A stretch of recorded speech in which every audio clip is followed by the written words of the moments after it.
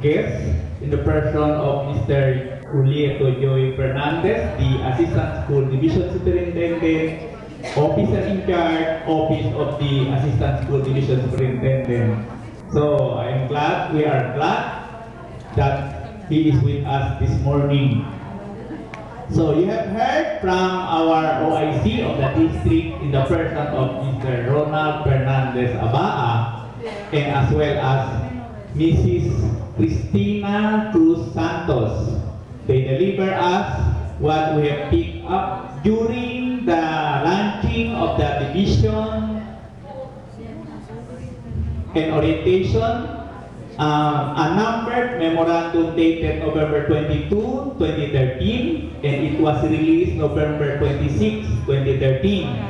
So this is just a follow-up of the launching of the division of Zamboanga City, and therefore I believe that we are the first district among the 12. Kenya los demás, sir. Pero okay lang. So we attended last December 2 as the first cluster and the first day setting for the East Coast, and December 3 for the West Coast. So for our Tetuan district, this is our day in launching this IPEP, and I believe after this we have to launch in our own respective schools, especially with the beneficiaries. So especialmente ang mga nana, el barangay chairman, mga barangay kakawat, PTA officials, Kentucky, ustedes es bien importante na launching y orientation de mga IPEP.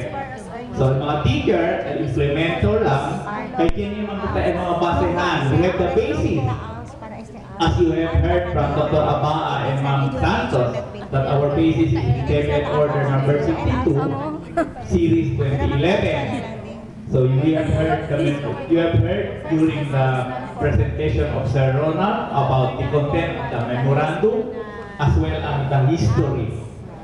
So from among the participants, if you have any queries, tiene ba mga pregunta, tiene pa mga cosa, tali na pensamiento na detrás del cabeza, para porque kita pwede kaya saling aclarao, para hindi ka tali kita na dyan eskwela, en buenamente también kita, implementa na dyan atong eskwela.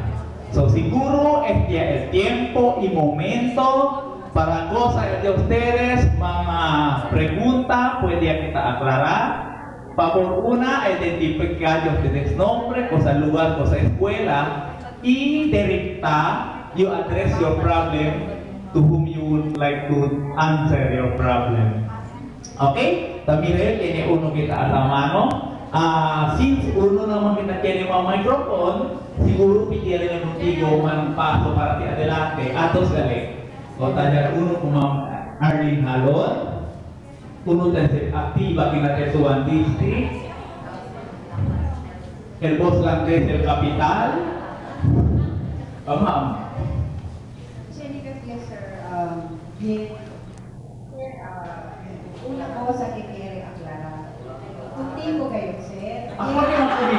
May mani yung mandiskas o sige. Pero ba kita sa toon de pwede? El puerta. Pero ya-attende mo ko aking seminar de mga... Si. May escapada. Yo, sir, uno man yun kay mga IPs that the society considers as an IP. Pero iyo, sir, natin yung pensamiento, natin yung corazon, iyo IP, hindi man yung minority akin na sa Buanga, sir. Pangingit man yun. Diba, sir? Natibo man kami na sa Buanga, Buanga man, subahan kami.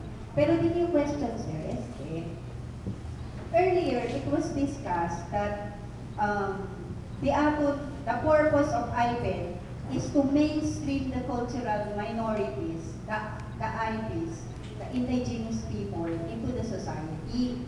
Pero, Janet proponent that we are going to put together all the IPs. Inaya mo kita, sir, man mainstream kanila. Si man teams lang galing kita kanila. together na school. Baka sir, kita palit a leeway for other